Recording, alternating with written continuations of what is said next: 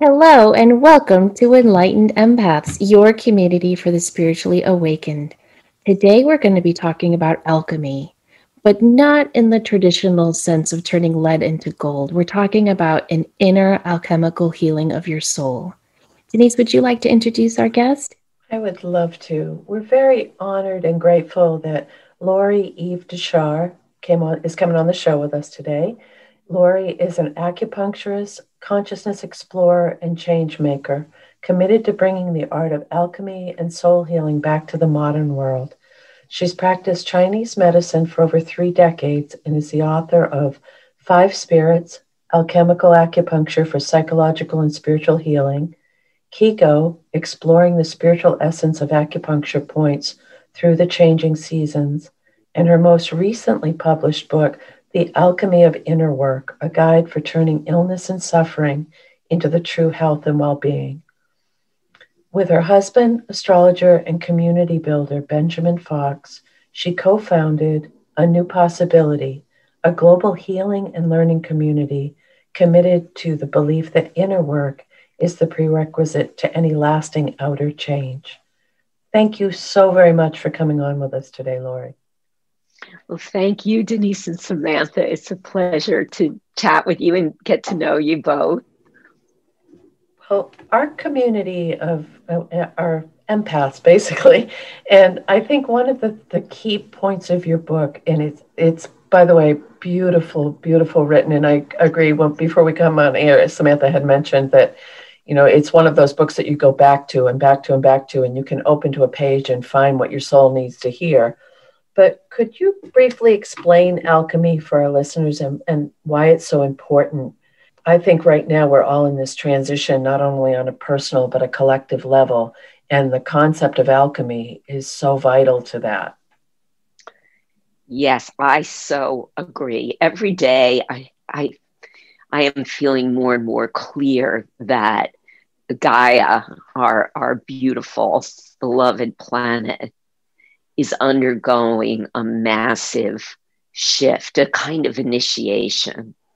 And we're, individually, but also collectively, not just as humans, but as all beings on this amazing miracle of a planet, we're all undergoing that initiation with her.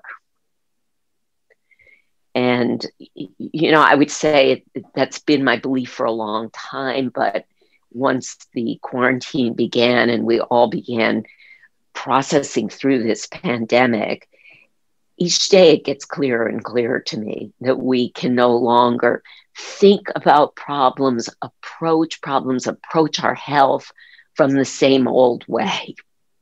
That's so true. So alchemy is in short, the art of transformation. It's the study, the art, the science of transformational process. It was the way, we could say, in the past that human beings studied, understood, sort of synthesized their impressions of the outer and inner world between the time of shamanism, which is the Neolithic hunter-gatherer period, between that time of indigenous medicines and what we would call modern Western medicine and philosophy around the Renaissance. Although alchemy has extended well into the 1700s and is still alive today. But it's a very specific way. It has principles, it has guidelines, it has assumptions that are very particular to its own worldview. I would say the key for me and why I have been so committed to bringing alchemy forward as a very important, viable way of looking at the world is that the alchemists they never separated spirit and matter in their explorations. And their focus was and is on the soul level, that intermediary, non-physical and yet not quite spiritual domain of the soul as messenger, as the place where we encounter the divine. That So is a that beautiful description. encapsulation, yes, thank you. Thank you. It's, there's so much more, but I try to like just, that's the key. It's like alchemy is the art of transformation, and its locus is our soul level of life. And there's so much in that way of being that complements, that supports us in moving through this time of radical, radical transformation. You write about reading an article early in the book that discussed how suicide and opioid rates are up across the country. And at the same time, you read this report by Nicholas Kristof showing that humanity is better off now than any time in history. Do you think this could be connected to the great divorce of the yin and yang you talk about, that separation of the soul and matter? I that was an article by Nicholas Kristof in the Times, and it was a number of years ago. I have a feeling that he would be writing something different today. I agree. But at the time, he was giving metrics about, life expectancy. He said, people are living longer, this sort of mean quality of life in terms of hunger, in terms of, he even spoke about reduction of certain kinds of public health problems. And he was looking at the numbers worldwide, and he presented that argument, which on one level, I think, had a lot of validity to it. And it was an important one to remember, like, we're thinking things are really bad, but look at the big picture. But I think that what we were trying to bring forward in the book is that the metrics and numbers of, say, for example, life expectancy, even birth survival rates, these different numbers are one thing, but then we look at the numbers from another perspective of what's happening in advanced, modern, so-called Western life, and we see a very different picture, that there is high levels of addiction, suicide among young people, unbelievable numbers when we look at who's taking antidepressants. And what does that tell us about the soul, which may not be as easily quantified? This idea of, are people feeling connected to their own purpose? We could say their own inner divinity. How are we living into community ritual that sustains us and gives us a sense of belonging and meaning?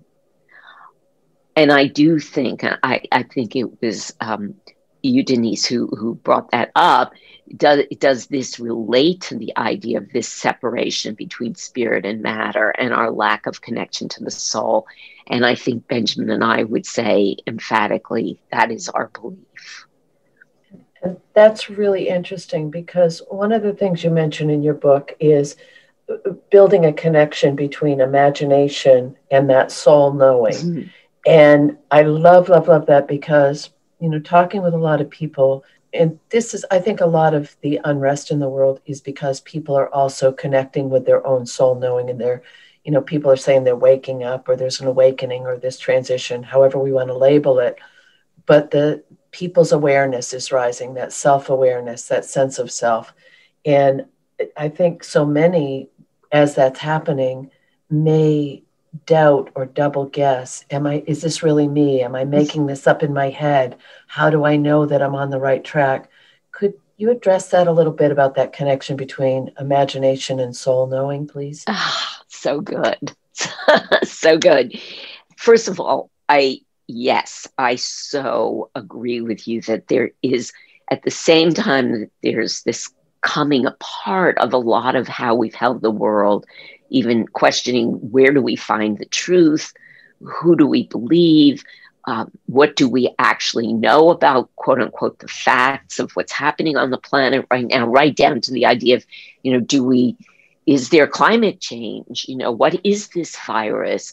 How do I take care of my body now? you know, fundamental questions about where to discover the quote unquote truth. At the same time, there is this upsurging of a new kind of awareness.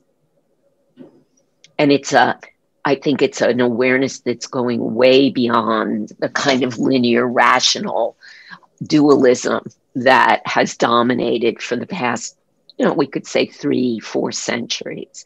That way of being really is breaking down. But then, of course, there is this feeling of like, well, what are these new knowings that are emerging in me? And what are these new desires to connect in a more, you know, we could say a more intertwined way with other beings and other ways of knowing. So how the alchemists looked at this, you know, where their position was, is that, first of all, and it's the very first principle of what's called the Emerald Tablet, the original text of European alchemy. And it's an ancient text. It's said to be 3,000 years old, but it's probably more like 1,000 years old piece of writing that sort of gathers up the principles. And the first line, it says, as above, so below. And then it says, find the truth from within your own being. And what they're saying is that, you know, we have within us this speck, as above, so below. I have in me starlight. I have in me these heavenly kinds of cosmic energies. And I can go into my own being and discover those truths for myself. And that is the fundamental principle of alchemy, that it's not a guru type of practice. It's not like someone else is going to tell me. We rather can support each other in these processes of self-discovery. And then they say, imagination is the star within us. So in alchemy, the imagination is not just, oh, you know, that's your fantasy. The imagination is something that is endowed to us from the stars, that we have this faculty to actually create new possibilities. Yeah, I love you write in your book that imagination refers to the real and literal human power to craft images and create symbols. So you talk about how, and it's also connected to the root magus of magic. So it's almost as though I felt that you were saying imagination is not fantasy. It is not this mythical thing we make up, that there is a reality to what we can image, what we can imagine, and we can use it to create our outer reality as well. Did I interpret that correctly? Exactly. It is a part, but you know, the efficient use of this faculty, and that is in large part why we in the book include, you know, exercises and practices, because yes, imagination can devolve into a kind of passive daydreaming, or even we could say imaginings or fantasies that become almost addictive and are not creative in that sense. So we have to learn to use this, which we believe is a divinely gifted faculty, to, and you quote from the book, to craft and create images and symbols that ultimately can affect how the outer world appears and incarnates. I mean, that is, of course, a very radical idea in the West, but it's an ancient one. And in fact, in Chinese medicine, there's a soul, an individual soul component called the Hun soul. And I talk about this at length in 5 Spirits, where I talk about these different soul bodies, which are like the chakra system of Taoism in China. there's a particular soul body called the Hun who is in charge of the imagination. And the Hun is said to be able to, it's a messenger soul, goes up to the stars and brings these messages down to us in the form of dream images, active imagination, skillful use of our image making capacities. So we need to take care of this part of our soul. And we talk about that. I talk about that a lot in my first book, Five Spirits, but also in The Alchemy of Inner Work, how to nourish the imagination and nourish this aspect of our being. That's beautiful. And I agree with you 100% that it's the inner work that helps foster the outer change. And I think as a collective, we're all working towards this global unity. I believe that in my heart to be true. And part of it is we need to do that internal work in order to be able to reach that place of communion and unity as a global species. And also, I love what you said earlier about it's not just us as humans, it's Mother Earth, it's the animals, it's the elementals, it's everything. Everything is in this transformation right now. But could you, there's an exercise, it's a little quick exercise you discuss in your book about practicing the pause. And I think that would help our listeners so much as kind of a redirect when you're overwhelmed a little bit. Could you explain that a bit, please? Yeah. So the pause, and I love that you sort of honed in on that one practice, because if there's one practice in all the work we do that I feel it begins the transformation process or supports us within it, it's that one, the pause. I guess I'll begin by saying, again, coming back to a Taoist viewpoint, this ancient Chinese viewpoint, what the ancient Chinese sages would say is that we need to make a space, and they would even talk about emptying out the heart, emptying of thought, of anxieties. We make a space, and that space or that emptiness is where the spirit can come down into our being. And the great sage Lao Tzu said it's the emptiness at the center of the bowl that makes the bowl useful. It's the hollow at the center of the wheel that allows the wheel to turn. The axle fits into that emptiness. So he's speaking to the great importance and value of that, making that empty space, which is kind of the antithesis of Western philosophy, right? Because it's like, if you're not doing and filling and accumulating, then what are you doing? But the Chinese, of course, they understood in ancient times that empty space, that momentary silence, that quieting is what allows us to hear, the whisperings and even the loud mandates of spirit, that we can get at what is greater than the ego or the will. So that's behind some of the emphasis that I put on the pause practice, that we shift our ideas to really seeing that those moments where we do nothing, again, in Chinese, it's called wu wei, doing by not doing. Those are key moments in an alchemical or transformational process. It's not like you're procrastinating or not, wasting time. You're actually actively listening and waiting. So the pause, that's from that perspective. It also can be, you can look at it from the perspective of even Western neuroscience, that when we bring the prefrontal medial cortex to bear on the reptilian brain and just say, don't just react, let me hover over the situation rather than just going into survival reactive mode. We're actually resetting our entire nervous system.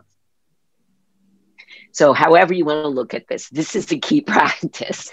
And it is also the beginning of an alchemical process. It's a reversal of my awareness, looking within. So the pause is so simple, and it's probably the hardest thing any of us are ever going to be able to do. So I have to use an acronym for it because it helps when you're in that moment. You're about to push the send button on an email that you should never send.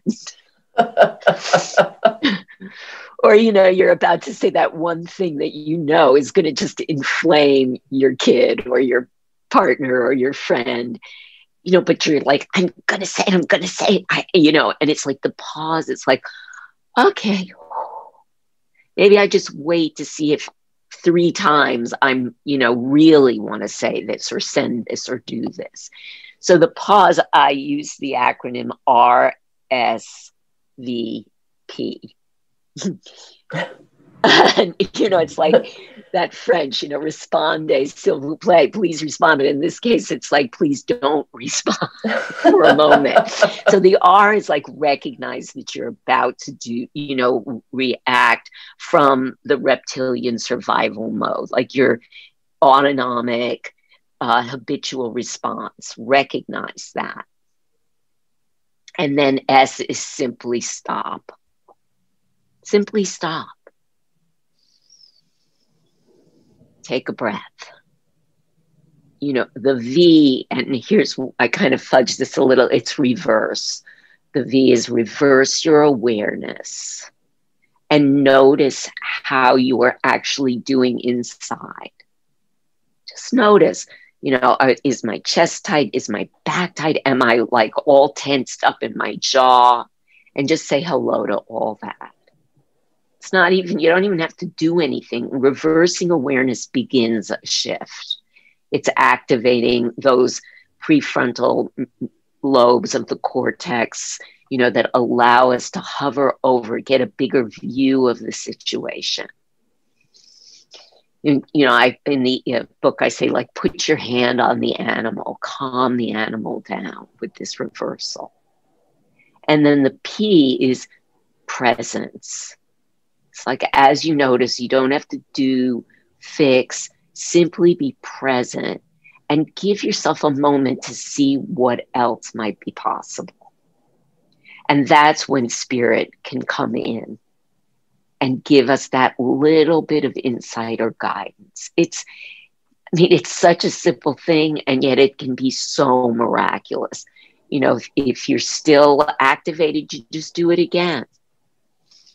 Notice, simply stop, take 3 breaths, reverse awareness, notice what's going on, and be present and listen. That can help with our inner alchemy, but it can also help with setting boundaries. Years ago, when my kids were little, I was constantly being asked to do stuff in school and help with this and bring cupcakes for that. And my friend said, I'm going to teach you a phrase, Samantha, that I want you to memorize. I said, okay, what is it? And she said, let me think about that. And now I use that for everything. Someone asks me to do something, I just say, let me think about that, and I'll get back to you. It's magical because you're not saying yes and you're not saying no, but you're asking that person to honor your power of the pause, and you're reminding yourself that you have the right to pause and think, do I really want to do this? Or can I really do this? Because sometimes we want to do all the things that are being offered to us, but we can't physically, mentally, or spiritually. Absolutely. I love that. Thank you. I'm going to keep that one. Let me think about that. It kind of fits right into the reverse step, right? Where you're just like saying, okay, let me go in here. Right. Exactly. And notice what's really, again, true for me. Find the truth from within. And, without that pause and without that little bit of space, we can't hear that voice within.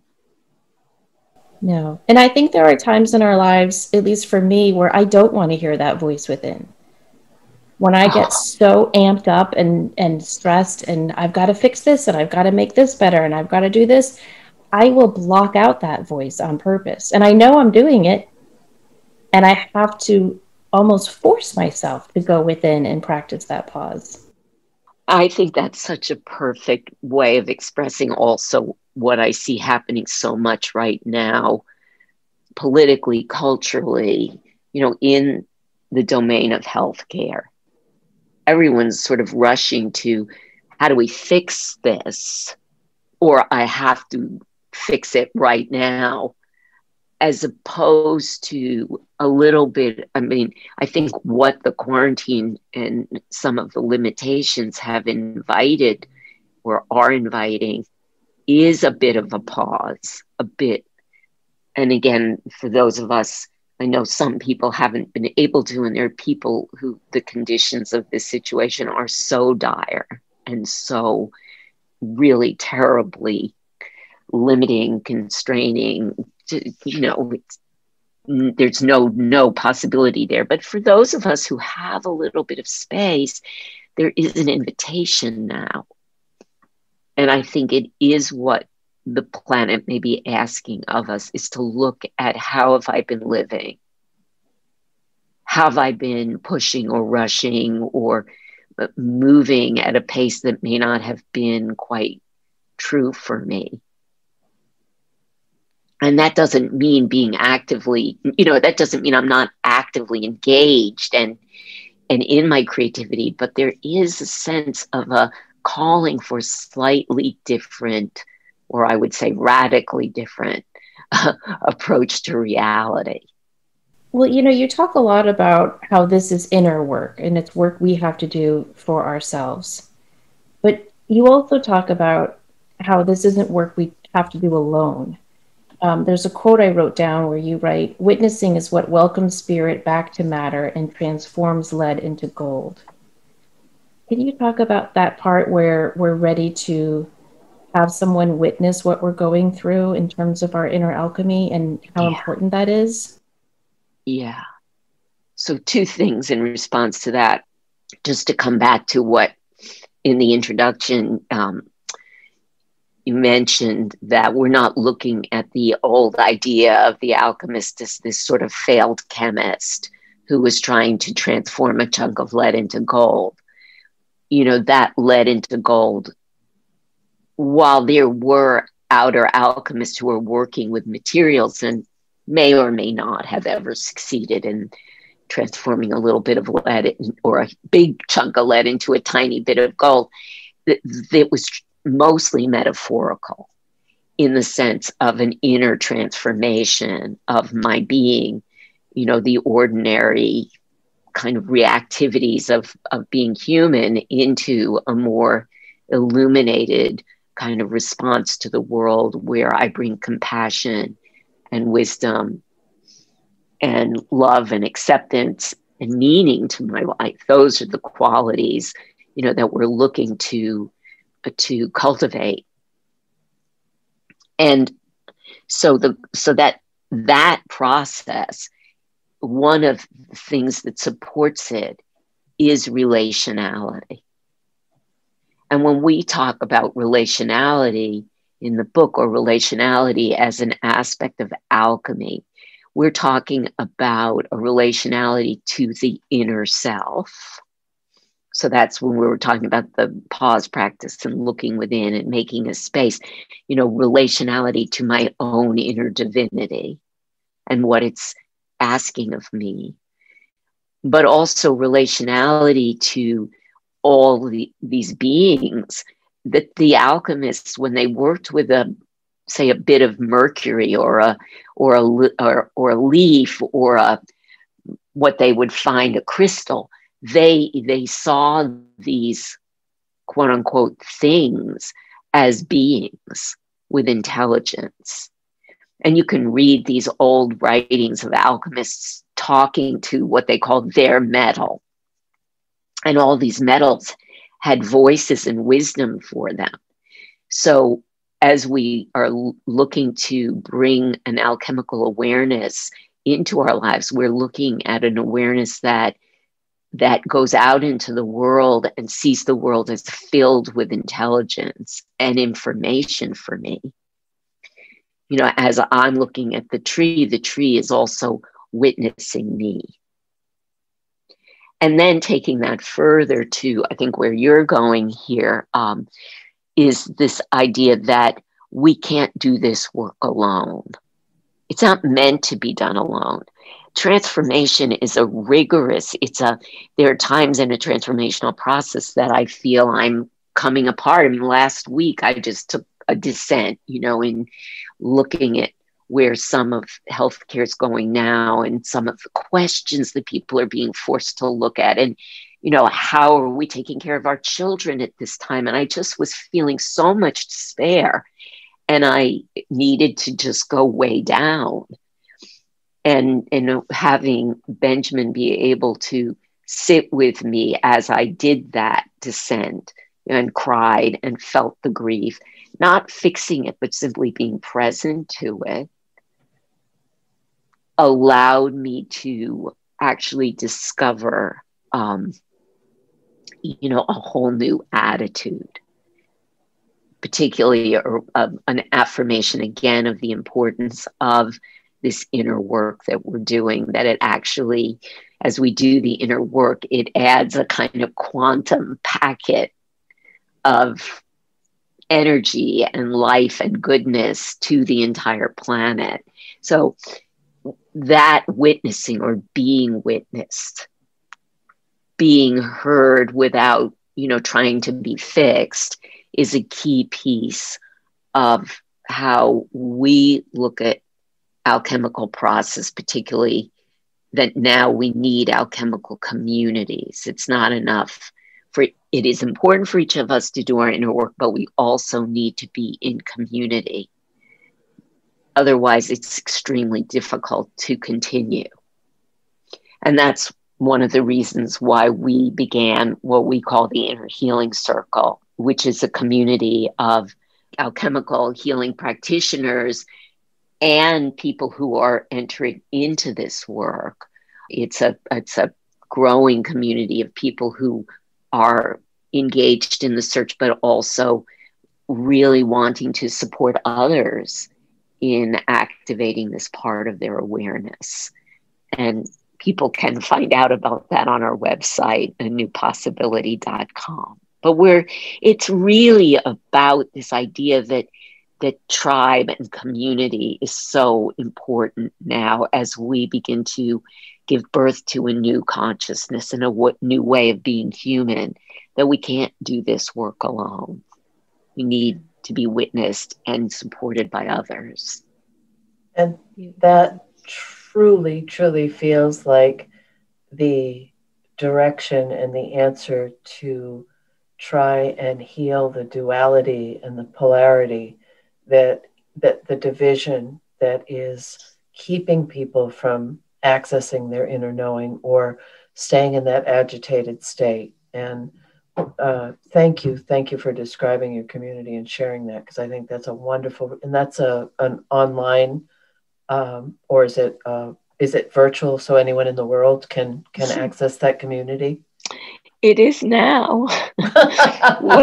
You know, for many years we've been doing mentorship trainings, and we've taught at Esalen and in Europe, and we've traveled all over teaching students and teaching just folks who are interested in healing, who are interested in this work.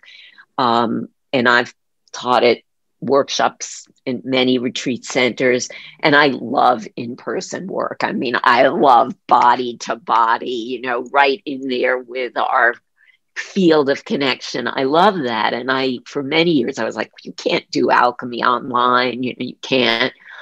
But we're already beginning to play with that before the pandemic. And my husband, Benjamin, who co-wrote the book with me, is, as you mentioned, a community. He loves organizing community. It's his passion. It's his creativity. And, you know, since we had people in Europe and in Israel and Australia and Canada and all over wanting to be part of the work, he was like, we have to find a way to do this virtually now. It's part of the global shift. So we were already creating that community, a new possibility. And when the pandemic hit, it was already underway. And then, of course, it was kind of like one of those synchronicities, like, wow, thank goodness we have this. So it is virtual, and it will continue to be virtual even after we can reconvene as bodies together in the third dimension.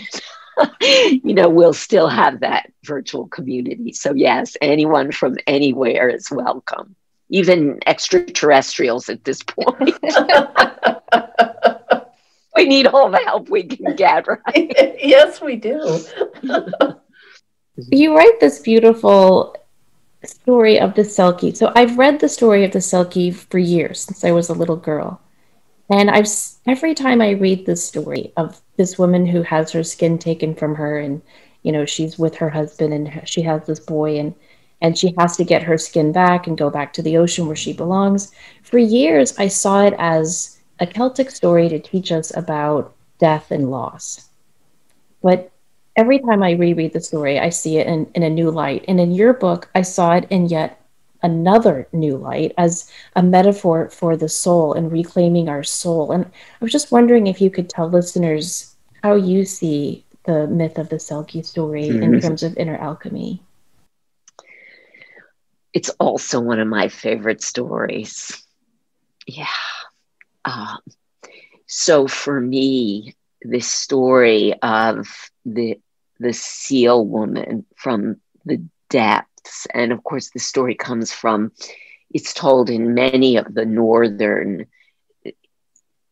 countries in various forms, but primarily it is seen as a Celtic story and the depths, of course, symbolically within the domain of archetypes and symbols. One of the meanings of the sea and the deep oceans is that domain of the unconscious, of dreams, and of body knowings, where the soul loves to swim. So the seal skin of the Selkie, for me, is kind of this subtle body that we all have. Like, we have this subtle body, and I talk about that in another part of the book, that's a kind of woven skin, and it's woven of our imagination and of starlight and of the ocean currents and all kinds of threads from the earth, that each of us have this kind of soul skin. And you can't actually dissect it, when you can't take it apart and measure it. And yet on a feeling level, it's there, and when you're in touch with it. And the idea for me of this story is that when the fisherman fell in love with the Selkie, in a way, he saw the shining of her soul skin, and he wanted to take ownership of it in a way. And her time on land, as his wife and as the mother of their child, it's not that was a bad thing. It was part of her story. But as the story says, too much time on dry land, it was beginning she was beginning to fade away, to die. And I think that is what I see in our culture. And the culture of the modern West, of dualism, of materialism, is too much time on dry land. It's not that the dry land doesn't have a purpose. I mean, she loved her husband, she loved her child, but she also needed those dives down into the depths of her soul. And I believe that's what human beings are calling out for now, is this diving back. And so ultimately, of course, as you know the story, she had to find the skin that her husband had hidden away. and put it back on and go back down to the sea.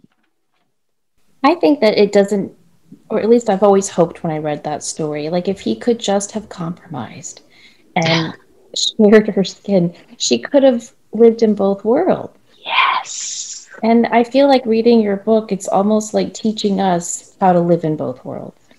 Yes. That's beautiful. It's not that what we have created through very hard work, to have a critical mind, to be able to hone our capacities for evaluation and coming up with a point of view. I mean, mental consciousness and the ego, really, it's a very recent development for human beings, and it's not something we necessarily want to discard at all. But I love what you're saying, that mental consciousness needs to compromise a little bit. That's really good. That there needs to be a reevaluation of the importance of the mythical and the dreamlike. And that's why we very much see alchemy.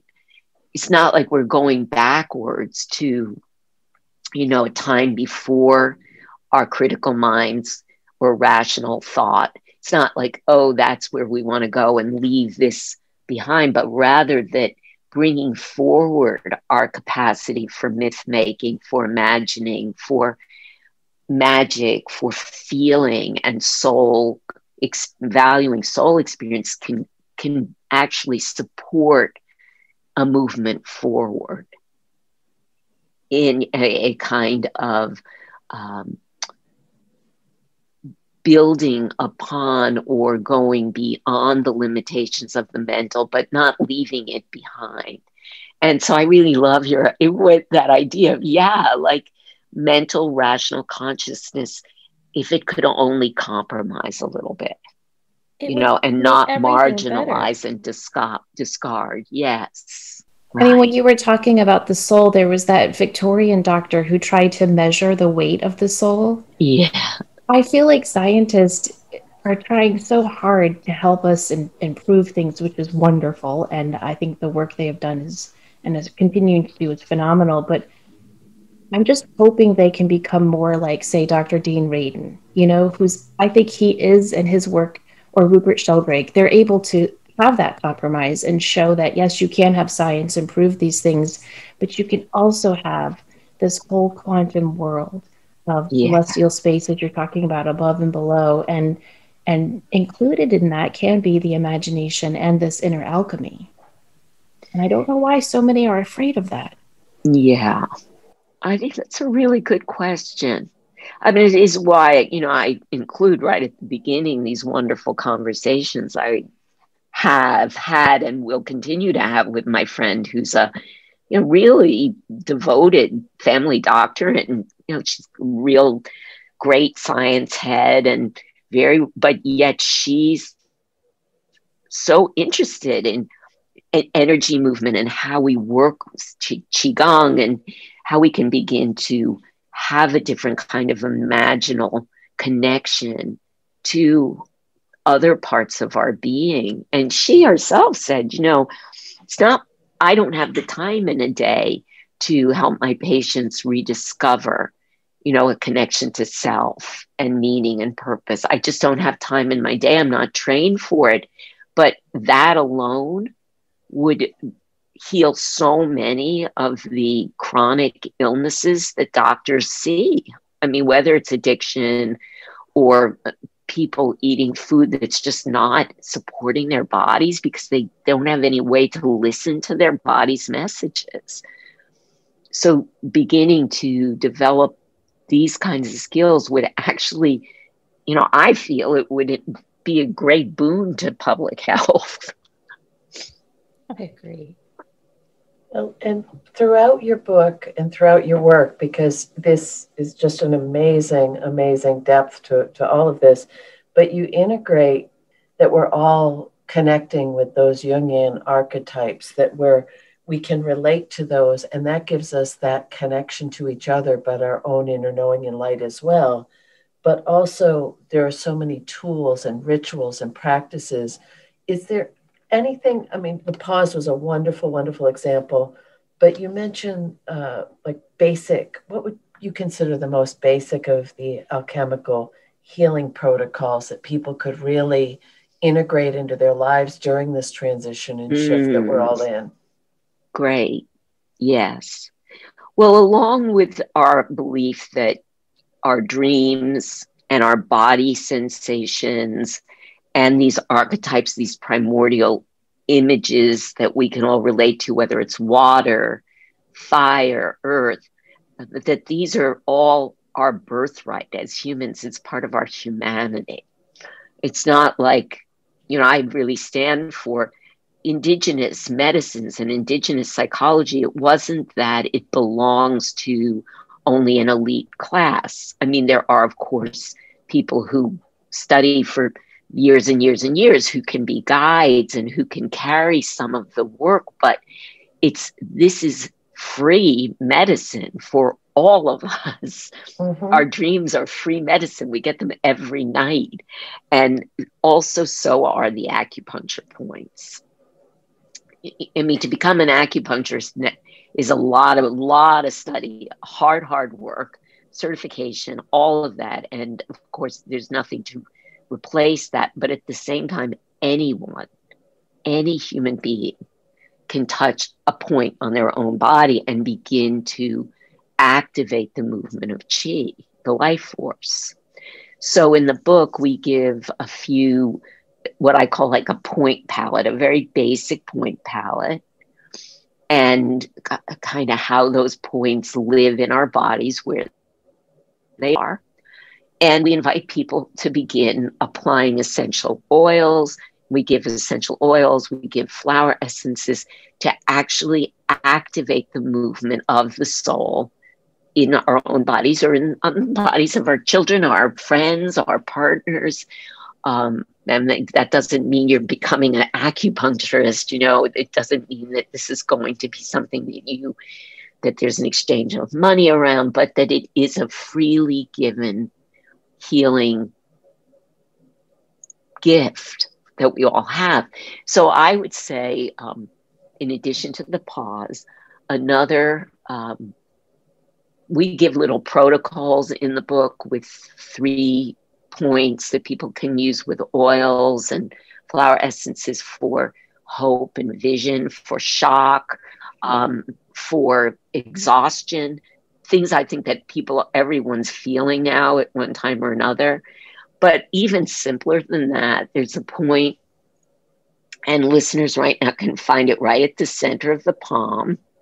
It's kind of between the second and third finger, and you can locate it. If you run your forefinger lightly across the opposite palm, you're going to fall right into a little dip at the center.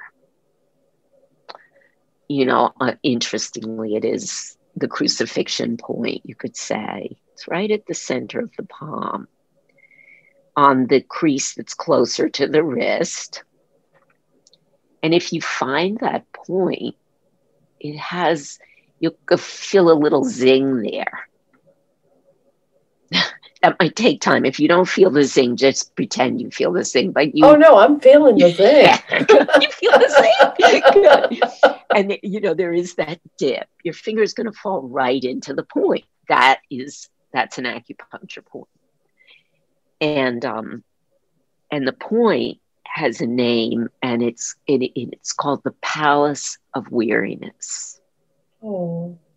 Every acupuncture point has an amazing name, and that's what I talk about in my book, Higo, the spirit of the points. But here, the Palace of Weariness, it is what I call the point of where we go to recover, to convalesce, to rest. So the point is on a meridian called the pericardium or heart protector meridian. So this point activates the protection of your heart. So that's really fascinating, because when I got the zing, I felt that radiate out from my heart chakra. Yes. Very cool stuff. Wow. It goes direct. And of course, there's no accidents why that is a central point in Christian mythology, in the myth of Christ, that we are opening our hearts here in this transformation. We are going through a massive opening, or invitation to open the heart chakra, to see from many points of view, not to get stuck in our own rigid mental position, but to open bigger to the points of view of others, but also the rivers, the oceans, the earth, the stars. So, but in that opening of the heart chakra, we also need protection. And, not to mention being bombarded constantly by fear, foreboding, warnings that are triggering, our emotional immune system. How do we open ourselves to the world and yet be protected? And that's the gift of the pericardium meridian, the heart protector. It's actually a channel in Chinese medicine, and this point is a master point. So, in addition to the pause practice, working with this pericardium 8, that's the number on the line, in a palace of weariness. And you can put a drop of, I like to use rose essential oil on that point. I like to use many people are familiar with the Bach flower rescue remedy. When you're upset, when you hear something disturbing, or you're just exhausted, rescue remedy is, it's a flower essence, and it's made of 5 different flowers. Just their kind of energetic vibration is in that remedy. It's kind of like a homeopathic remedy. You can get it at most health food stores. You can order it online. Bach flower rescue remedy, and a few drops of that on this point will calm the heart. Will calm your, overly vibrational energy field. It's just like, ah. So that's another, I think, really helpful practice for this time. That's fantastic. Thank you. And it works. When my former husband was a police officer and he was injured in the line of duty, and I was at the hospital that night with a sea of police officers and politicians and everyone, and my friend comes running through the crowd, pushing her way through these navy blue uniforms, and she passes me this little vial, and I was like, oh my God, is she bringing me drugs? And I looked down. I didn't know what she was doing. She was so secretive. And I look at it, and it's Bach's, the rescue remedy. Rescue remedy. Goes, you need this. Put it on your pulse points. And then she just took off through the crowd and left. But I swear, and it's like immediate. It is. I mean, we use it, you can use it on animals. Sometimes I even use it when I'm transplanting seedlings. I give them put a little tiny drop in the water, Oh, that's a good idea. Yeah, it's an amazing shock remedy. Well, I just want to say, I'm sorry, go ahead. Yeah, just that we're having readers now tell us that they're using these protocols and having it's so fun. It's Benjamin and I just love it when we hear from readers saying, I'm using points, because it's kind of like, okay, here's the user manual for your subtle body, and you have ownership of that body. You have agency. And I there's nothing that makes me happier than that. I agree. And like you said, the tools are there, and they're in this book. Growing up, I was fascinated with alchemists and witches and magic, and a part of me still hopes Nicholas Flamel is wandering the streets of Paris with his wife happily, but that's another show. And I remember as I got into high school and college and really started studying this, I realized, this isn't magic. This is power of thought. Yeah. And I was kind of disappointed for several years. And then I started thinking, oh, no, that is the true magic. This is the true power. When we realize that our soul, our higher self, our thoughts have the power to manifest our reality, what could be more magical than that? And I feel like your book is almost like a spell book. I mean that with all respect because this book is Yeah, no, very I love intelligent. what you're saying. But it's And I like really agree. it's giving me the instructions and the how-tos and so many books I read, it's like they talk in circles around the main point. Whereas this book, it's a labyrinth. We go around into the center of the core of the work. You go back out to remind us of the major points, but then you circle right back in with practical, hands-on exercises, tips, things we can do right now. And I think that's really what people need. Yeah, I agree. And I that's love your process, and I really resonate with it too. I was a great fan. I remember reading The Witch of Blackbird Pond when I Oh, was yes. like in sixth grade, and just knowing that I had some kind of other life, Yeah.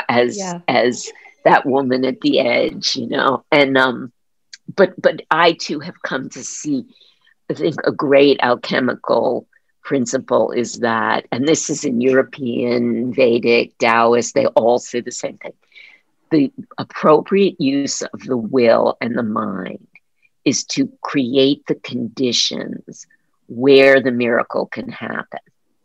But we are not in charge of these miracles or the magic. The magic is that comes from somewhere else, like the greater Tao of the world or the cosmos. But our task as alchemists is to, with great devotion and practice, keep creating the conditions. And it's not for me that we make the outer world change that way. Like it's a done deal. I shift my mind and suddenly, we have peace on earth. If only it were true. Or I change my mind and I'm 100% healthy. But it's rather that through this work and through this practice and through this devotion, you kind of put your finger, you tip the scales, of the cosmos in the direction of healing transformation, in the direction of a moving lead to gold. That's what we can do, is we just keep tipping the scales in that direction. And that to me is magic. I agree. And if the 100th monkey exercise is true, as we know it is, the more of us that turn our inner light on, the more this is going to spread throughout the whole collective conscious. And that's also really true magic. Absolutely. That's, as we said earlier, just connecting with you both. It's just, I feel this glow. I really do. I feel like this is what we're up to, is these connections and building this. I see it almost like as a mycelium web of a new consciousness for the planet. So we do indeed need each other in this work. Yes. And the planet needs us. That's the other thing that's very clear to me. Me too. That is true. Yeah. I'm just so grateful that you've come on, Lorie, because I think what you've shared with Samantha and I, and also with our community of listeners, is so vitally important right now. And we appreciate you and your work so very much, and also your husband's contribution as well. Thank you very, very much for sharing this with us. Well, thank you. It's been just wonderful to talk to you both. And I know we'll stay in touch. Yes. I'll really, really have appreciated the conversation, and I feel a real kinship in our projects here. Oh, I do too. Please Thank tell you again for Benjamin inviting me. our thank yous. And everyone, if you want to connect with Lorie, please visit anewpossibility.com and check out the Inner Healing Circle. But definitely start with her book, or her and her husband's book, because it is life-changing. Thank you guys so much for joining us. We hope you have a wonderful week. Please remember, as always, to show up, do great work, and share your light. Take care.